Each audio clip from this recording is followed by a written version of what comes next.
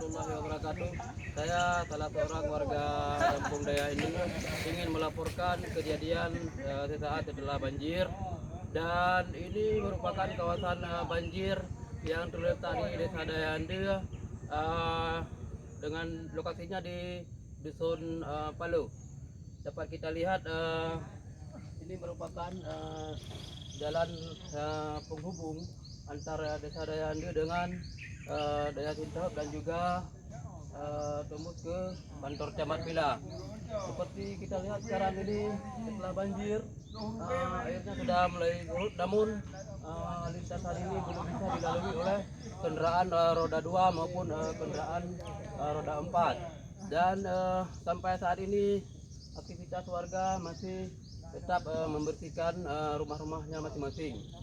Dan selanjutnya kita lihat kondisi setelah banjir seperti warung ini, warung punya salah seorang warga Desa Daya Ande. Dapat kita lihat kondisinya ambruk, bisa kita bilang cukup parah, sehingga para pemilik warung ini tidak bisa berjualan lagi seperti biasanya. Menurut keterangan yang kami ketahui bahwa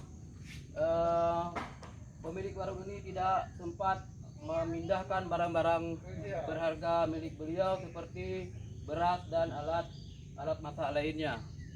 Demikian saya laporkan dari Desa Daya Ande. Terima kasih.